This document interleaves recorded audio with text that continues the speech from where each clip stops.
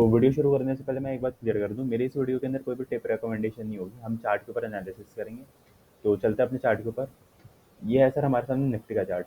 इससे पहले मैं पीछे के बारे में एक बार बता दूं कि आखिरी टाइम जब हम लोगों ने बात करी थी उसको 2 महीने हो गए हैं बात को। तो तब हम लोगों ने क्या बात करी थी और आने वाले दिनों के अंदर हम बात करेंगे क्या होने की संभावना है। पिछली बार सर जब मैंने एक वीडियो बनाई थी जब निफ्टी ने 25,000 का एक हाई मारा था, उसके अंदर मैंने वीडियो का टाइटल दिया था कि 25,000 की निफ्टी पे हम लोगों को खुश होना चाहिए या नहीं होना चाहिए। उसके अंदर मैंने एक दो चीज़ें डिस्कस करी थी। सबसे पहले मैंने डिस्कस किया था कि जो ट्रेंड लाइन का रूल है वो क्या कहते हैं, और दूसरा मैंने आप लोगों को बताया था कि हमारे जो ब्रॉडर स्ट्रक्चर के अंदर निफ्टी अभी चल रही है, काम कर रही है, उसके अंदर वो किस सिचुएशन के अंदर है। क्यों हम लोगों ने देखा था कि जो मंथली की आरएसआई है वो 80 से भी ऊपर गई थी निफ्टी की। तो उस केस के अंदर मैंने आप लोगों को पहले दिखाया था कि कैसे कैसे 20-20 30-30% की करेक्शनें आती हैं। और उसके अंदर मेरे को एक और चीज़ का हिंट मिला इस बार, वो मैं आप लोगों को दिखाऊंगा अभी चार्ट के ऊपर।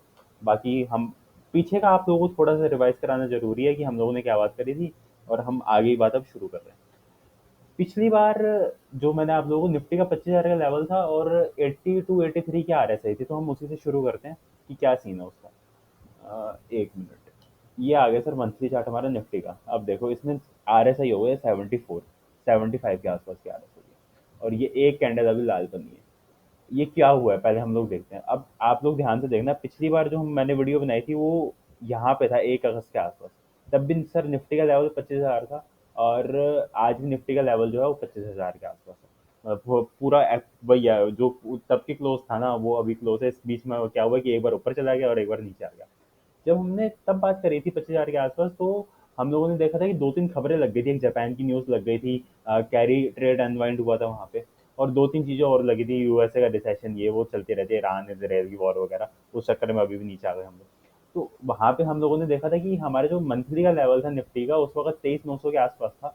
हम लोगों ने देखा 5 तारीख को, हमने अगले दिन जैसे हम खुले थे हमने वहीं पे लो मारा, और वहीं पे एक बॉटमिंग आउट का फॉर्मेशन बना के ऊपर की तरफ हम लोगों ने हाई मारा था 26,200 का।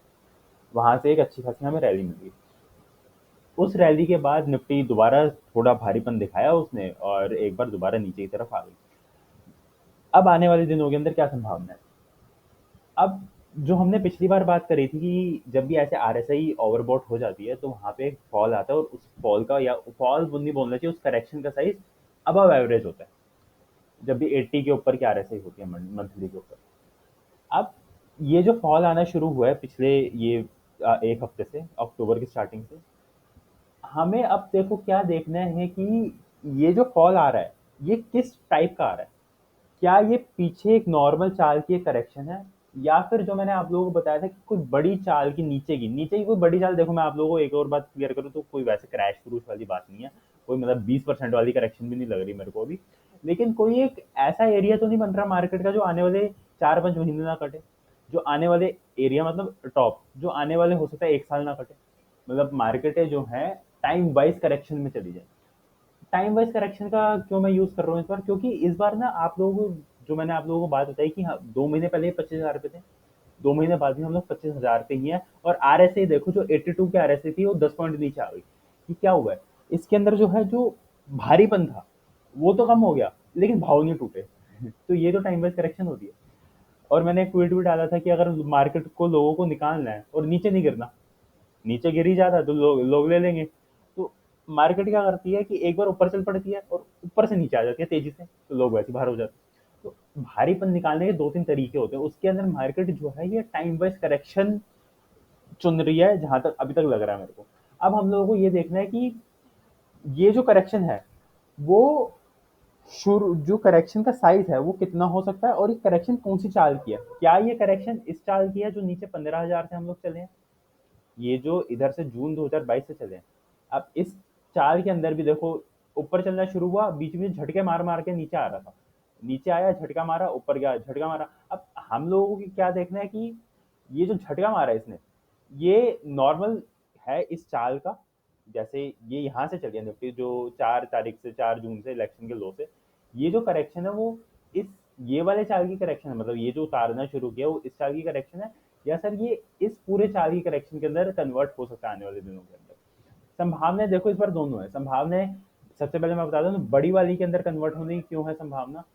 क्योंकि मैंने आप लोगों को एक सीधा साधा रूल बताया। अगर देखो सर यहाँ से अगर इसको 15% नीचे आना है तो हम ये तो नहीं बोलेंगे ना कि ये वाली करेक्शन की, ये वाली चाल की करेक्शन आ गई, निफ्टी इधर आ गई।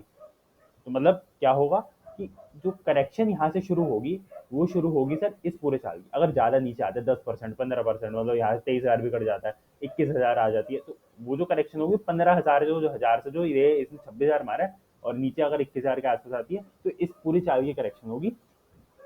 अगर हम निफ्टी को में अगर 1% से ज्यादा ही करेक्शन करते हैं तो ये वाली 4 जून वाली करेक्शन नहीं होगी। अब आ जाते हैं कि क्या इस चीज की संभावना है कि ये जो करेक्शन आनी शुरू हुई है पिछले ये अक्टूबर के अंदर, ये नॉर्मल एक करेक्शन है, जैसे अभी पीछे यहाँ पे भी झटके मारे हैं इसने, ऐसे एक झटका मारेगा और ऊपर ही जब दोबारा चल पड़ेगा। बिल्कुल है उसकी भी संभावना। क्योंकि देखो मैं आप लोगों को दोनों बातें एक बार क्लियर कर देता हूँ। पहली संभावना कि हम निफ्टी के अंदर जो है एक ऐसा एरिया बना दे जो आने वाले 6-8 महीने ना कटे। दूसरी संभावना हम निफ्टी के अंदर एक ऐसा एरिया बनाए, एक महीने से चाली की करेक्शन हो गई, 15 दिन 20 दिन की झटका मारा नीचे किसी खबर के ऊपर, दोबारा ऊपर की तरफ चलना शुरू। मार्केट का अभी जो सिचुएशन समझो, मार्केट की सिचुएशन ये है कि उसको ज्यादा नीचे आना नहीं। ज्यादा नीचे क्यों नहीं आना?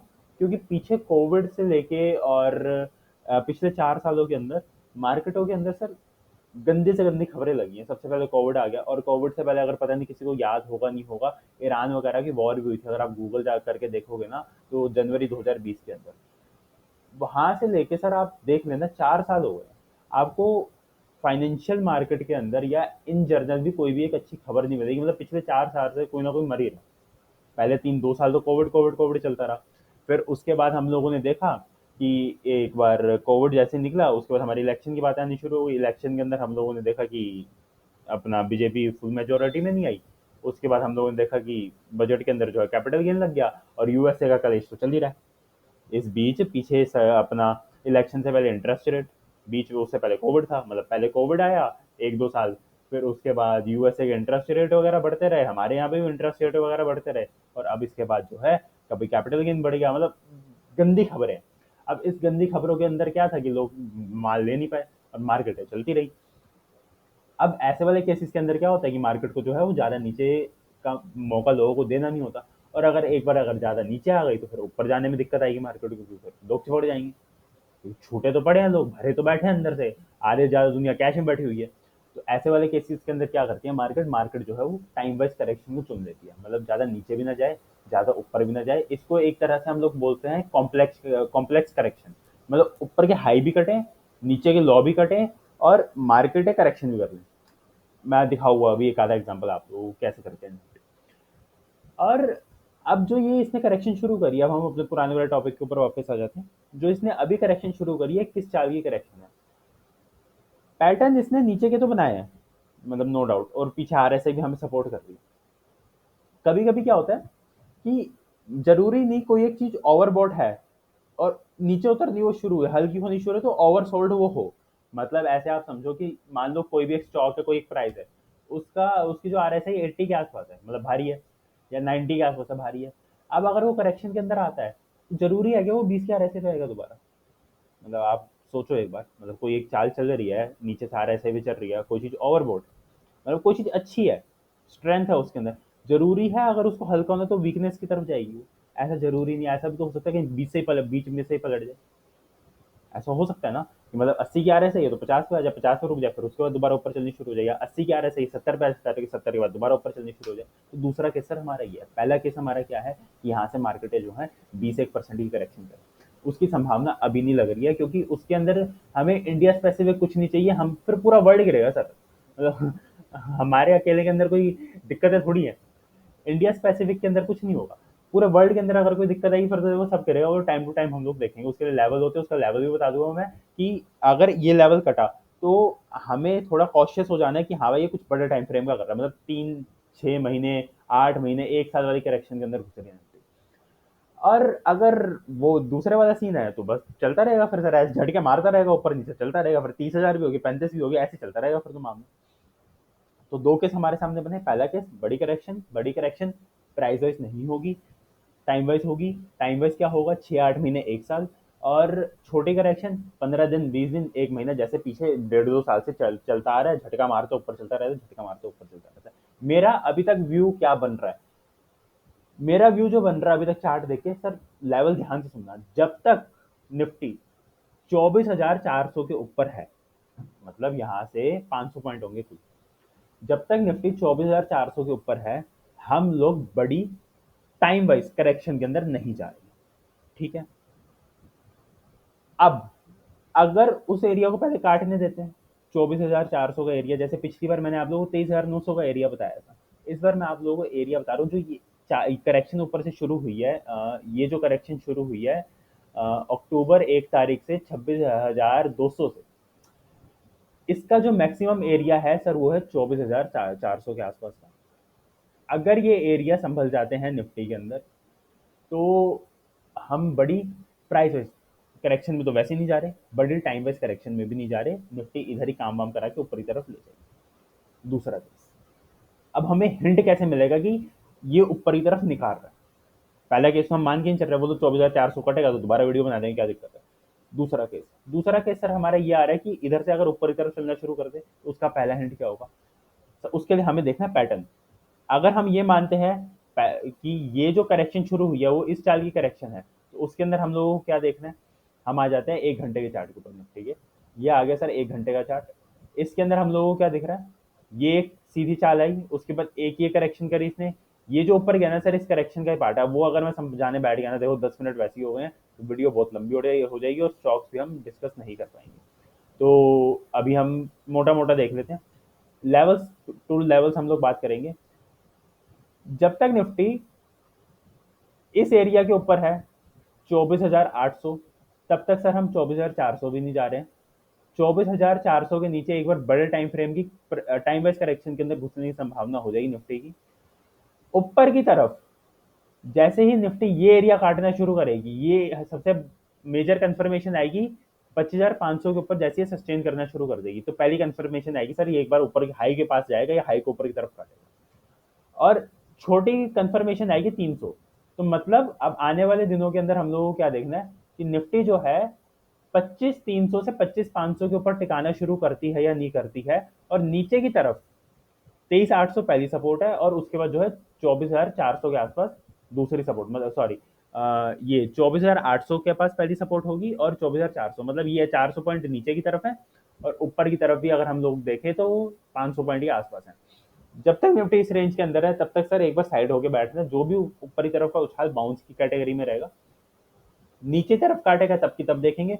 ऊपर की तरफ काटने की संभावना है। उसका रीजन क्या है कि ग्लोबल मार्केटें अभी तक ठीक है, हम अपनी दिक्कतों की वजह से हम नीचे की तरफ नहीं आने वाले, ये वाली बात अपने दिमाग में बिठा लो। आएंगे नीचे तो सर पूरा वर्ल्ड गिरेगा, नहीं तो हम लोग नहीं गिरने वाला। ठीक है, ये हो गया पूरा हमें निफ्टी का 15 मिनट के अंदर सिनेरियो एक बार हम लोगों ने देख लिया। ऊपर की तरफ जैसे ही 25,500 300 से 500 की जोन के ऊपर जाकर टिकना शुरू किया, एक बार ऊपर की यात्रा इसकी दोबारा शुरू हो जाएगी, फिर ये सिर्फ नॉर्मल कोर्स ऑफ करेक्शन होगा। नीचे की तरफ 23,800 24,800 सॉरी, और 24,400, ये दो लेवल हैं। 24,800 को नीचे काट दे 24,400 आ जाए, कोई दिक्कत वाली बात नहीं है, उतना हम लोग देख लेंगे। लेकिन 24,400 की अगर नीचे की तरफ जाती है तो वहां पे जो है चिंताएं थोड़ी सी गहराएंगी, और निफ्टी कहीं ना कहीं हम लोग को ये बताएगी वो 6-8 महीने की टाइम वाइज करेक्शन के अंदर जाने के लिए तैयार है, प्राइस वाइज नहीं, टाइम वाइज। ठीक है, उसके फिर क्या लेवल होंगे तो देखेंगे। आरएसआई की मैंने बात करी, और आप लोगों को एक मैंने ट्रेंड लाइन का भी बताया था कि एक सी वेव नीचे की तरफ लगनी है। सर उसकी संभावना अभी भी नहीं लग रही। अगर निफ्टी इधर 24,400 भी काट देती है ना, तो उसकी संभावना, उसके सर बहुत गंदी खबरें चाहिए, मैं आप लोगों को बता रहा हूँ। मतलब जो आपने ये देखा है ना, ये ऐसे वाले सिनेरियो हो सकता है 6-6 महीने चले, जैसे ये फॉल हुआ है, मतलब 1,000 पॉइंट एक हफ्ते में तोड़ दिया, अगले हफ्ते दोबारा 1,000 पॉइंट तोड़ दिया। उसकी संभावना पहले 24,400 को कटने थे, पहले नीचे की तरफ क्यों हमें जल्दीबाजी करनी है? क्या आप तो ऊपर की तरफ ही काट दो, संभावना ऊपर की तरफ काटने की इस पर ज्यादा। ये हो गया सर निफ्टी। अब सर 5 मिनट बचे हमारे पास, और फटाफट एक बार सारे शेयर के चार्ट वगैरह देख लेते हैं। एक बार हम आ जाते हैं अपने स्टॉक्स वाले सेक्शन के ऊपर। ये आ गए सर हमारे सामने सारे शेयर्स। सबसे पहले हम लोग अपना सबसे प्यारा एक साइड देख लेते हैं। सर इसने बहुत बढ़िया करेक्शन कर दिया और ये दोबारा निकालना शुरू कर दिया, और इन स्टॉक से चार्ट देख के अब नहीं लग रहा सर ज़्यादा नीचे आना चाहिए निफ्टी को। ठीक है, तो ये आ गया सर एक साइड हमारा। ये चलता चले जा रहा है, ये सर बढ़िया चार्ट है। मैं आप लोगों को बता रहा हूँ 530 का रेट देख रहे हो सर, आपको आने वाले 2 साल के अंदर, या 2 साल भी ज़्यादा बोल रहे हो, 1,000 रुपये में मिलेगा ये रुकेगा नहीं आसानी से। आ गया अपना दारू वाला शेयर, इसने तो आग लगाई थी पिछले हफ्ते। ये यहाँ पे देखो, हम लोगों ने सर यहाँ पे बात करी थी इसकी, दारू वाले शेयर की, ये जुलाई के अंदर वीडियो बनाया था मैंने। उसके बाद सर इसने ऊपर इधर चाल पकड़ी थी 1400 रुपये तक की, 1300 रुपये तक की। उसके बाद सर ये जो करेक्शन आई है, इस पूरे चाल की करेक्शन है। अब जैसे ये वाला एरिया कटना शुरू होगा ना सर 1200 के आसपास, तो इसकी भी ऊपर की यात्रा एक बार शुरू हो जाएगी। उस बाकी अभी बीच में करेक्शन कर रहा है, नॉर्मल कोर्स है अभी तक के हिसाब से। ठीक है। कैनफिन होम सर ये बेचारा बड़ा दुखी चार्ट है, मैं आप लोगों को सच बात बताऊँ। इस चार्ट को ना सर मैं 2022 से ट्रैक कर रहा हूँ, मतलब मेरे पास ये यहाँ से है 500 रुपये के आसपास। यहाँ इसने चाल पकड़ी थी, ये दोबारा सर कंसोलिडेट करना शुरू कर दिया इसने। यहाँ पे लगा था कि निकाल के ले गया सर, दोबारा अंदर की तरफ रेंज के अंदर आ गया। थोड़ा टाइम ये रेंज बाउंड की तरफ रह सकता है, लेकिन सर ब्रॉडर चार्ट इसका बहुत बढ़िया सर, बहुत बढ़िया। वीकली चार्ट है सर इसका। ये कब से करेक्शन कर रहा है? 2017 से, मतलब जिस दिन ये भागेगा ना सर, मैं बता नहीं सकता। ये ऐसी ऐसी चालें आती हैं इसके अंदर, मतलब ये अगर मैं आप लोगों को दिखाऊं तो 25 रुपए का शेयर 2 साल के अंदर 600 रुपये हो गया था। इतनी बड़ी बड़ी चालें आती हैं सर इसके अंदर, बड़ा खतरनाक शेयर है। जिस दिन चलने पे आ गया ना अपनी पे, ये किसी की नहीं सुनता। दीपक फर्टिलाइजर, ये सर हमने यहाँ पे डिस्कस किया था। अब ये यहाँ पे कंसोलिडेट कर रहा है पिछले हाई के आसपास। अ, अगर कहीं पे भी कोई भी डिप आती है ना सर, बाइंग अपॉर्चुनिटी है। अगर ऊपर की तरफ चलता है तो वो भी बाइंग अपॉर्चुनिटी है। इसके अंदर बहुत चाल बची है सर, ये भी 2000 हो जाएगा, 1500 तो मैंने उस दिन बोला था। बहुत बढ़िया चार्ट है। फिर आमल यहाँ झटका मारा, दोबारा ऊपर आ गया। मेरे को भी लगा था सर जिस दिन ये हेड एंड शोल्डर काटा था, अब तो इसका हटा दो सर, ये लाइन हटाई देते हैं। लग तो रहा था कि सर एक बार यहाँ पे मिल जाएगा 940 के सर, दोबारा ऊपर आ गया तो ठीक है। अब मतलब अब लेना ही पड़ेगा, और तो कोई ऑप्शन है नहीं। मतलब तो 940 आने अभी भी आ सकता है, लेकिन ठीक है। चार्ट बड़े टाइम फ्रेम के लिए सर अच्छा ही है, निकाल के जैसे आया ना 700 रुपये से, बहुत बढ़िया सर। ये वाला हाई भी काट देना चाहिए अब इसको। और सो मैंने सिर्फ सर इसको ये चार्ट है सर, ये टाइल की कंपनी मेरे को बहुत बढ़िया लग रही है। ये और एक ये स्टरलाइट टेक्नोलॉजी, दोनों की आज बात करते हैं एक बार। सो मैनी सिरेमिक्स, और मैं ना देख रहा था अपने आसपास हमारे यहाँ जितनी भी रेनोवेशन वगैरह होती है, एक टाइम था 3 मिनट बचे और मेरे दिमाग में अब आया चार्ट होता हुई, जितनी भी रेनोवेशन वगैरह हो रही है ना, वहां पे मैं देख रहा हूँ जो पहले के टाइम पे पत्थर लगते थे ना फर्शों के ऊपर, वो लगने बंद हो गए। मतलब टाइल ऐसी चीज हो गई है, एक तो अफोर्डेबल हो और दिखने में बड़े सुंदर है। और मैंने एक बात देखी है, टाइल टूटती भी बड़ी जल्दी है, लेकिन लोग लगा लेते हैं। मतलब इतनी ज्यादा ड्यूरेबल नहीं है। तो पत्थर तो चलते हैं 30-30 साल, 30-30 साल के आसपास पत्थर चल जाते हैं। टाइल वगैरह की लाइफ होती है 5-6 साल की, लेकिन सर लोग लगा रहे हैं। अफोर्डेबल बहुत ज्यादा है, और लुक देती है एकदम प्रीमियम। जो पत्थर वगैरह होते हैं, मार्बल जिसे कहते हैं, उससे एक तो प्रीमियम लुक देती है, और चल मतलब अब वैसे ड्यूरेबिलिटी इतनी नहीं है, लेकिन लगा रहे हैं सर, क्योंकि अफोर्डेबिलिटी बहुत ज्यादा है। सर ये टाइलो वाली कंपनी के अंदर मेरे को लग रहा है सर कुछ हो सकता है बड़ा। एक ही सो मैनी सिरेमिक्स है, और एक ओरिएंट बेल है। दोनों ही चार्ट में दिखा देता हूँ, ये सो मैनी सिरेमिक्स क्या काम कर रहा है। वॉलेटाइल है सर, थोड़ा तो ध्यान से काम करना है इसके अंदर। ये 2018 में सर गिरना शुरू हुआ था, 900 रुपये का चार्ट था, और ये नीचे मारा सर इसने सीधी लाइन के ना 70 रुपये 80 रुपये।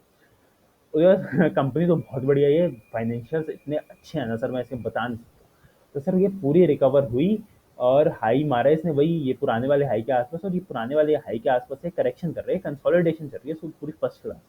और अभी दोबारा निकाला था इसने, रिजल्ट अच्छे आए थे, उसके बाद दोबारा इसने कंसोलिडेशन कर दी। कंसोलिडेट ये बहुत ज़्यादा करता है। और ये अगर जिस दिन इसने ये वाले हाई काटने शुरू किए करे ना सर 750 के आसपास के, इसके अंदर बड़ी चाल बन सकती है ऊपर। चार्ट ये बहुत बढ़िया बना रहा है, बहुत बढ़िया। मतलब अगर मैं इसका मंथली चार्ट आप लोगों को लगा के दिखाऊं, ये कब से करेक्शन कर रहे हैं, ये इस पूरे चाल की करेक्शन है सर। ये इस पूरे चाल की यहाँ पे इसने करेक्शन करी, और अभी भी 2018 के नीचे के रेटों में मिल रहा है। सर मेरे को लग रहा है सर बड़ी चाल बन सकती है इसमें 100 महीने से जिसने इसने काटना शुरू किया। अब मान लो कि नीचे की तरफ भी काट देता, कोई रिजल्ट वगैरह खराब आता है, तो मैक्सिमम एरिया इसका ये है 630। ये जो गैप बना हुआ है ना, कभी कभी प्राइस फिल करने के लिए आ जाता है। वो भी सर बाइंग अपॉर्चुनिटी है, बहुत बढ़िया स्टोरी है इसकी। और अगली आ जाती है सर ये ओरिएंट बेल। ओरिएंट बेल का भी सेम है, मतलब आप सेम से मान लो दोनों को, ये सोमैनी और ओरिएंट। मतलब सोमैनी थोड़ी फाइनेंशियली स्टेबल है, ये थोड़ी अनस्टेबल है। और बाकी स्टरलाइट टेक्नोलॉजीज, ये भी मैंने आप लोगों को बताया था कि बड़े टाइम फ्रेम की बॉटम के पास है ये कंपनी बैंक होने वाली सिचुएशन के अंदर है। और अगर यहाँ से चीज़ें बिगड़ी नहीं ना, तो बहुत बढ़िया हो जाएंगी इसके लिए। और सर एक दो चीज़ें और है, एक होटल वाले शेयर, ये EIH होटल इसने ब्रेकआउट दे दिया है। और इसका मैंने आप लोगों को रीज़न भी बताया था, ये क्वांटम और इसका होटल वाले का। ये दोनों चार्ट इसके बढ़िया। एक ये मैनकाइंड फार्मा, उसको भी देख लेना। और ये ताज GVK और EIH, ये दोनों चार्ट अच्छे हैं। 15 सेकंड रह गए हैं सर, और मैंने आप लोगों को सर निफ्टी का बता दिया। जब तक सर निफ्टी लेवल संभाले हुए हैं 24,400 मैक्सिमम, 24,800 आ सकती है, कोई दिक्कत नहीं, ऊपर जाओ 24 जैसे ही 500 के ऊपर टिके चले जाइए। ठीक है सर।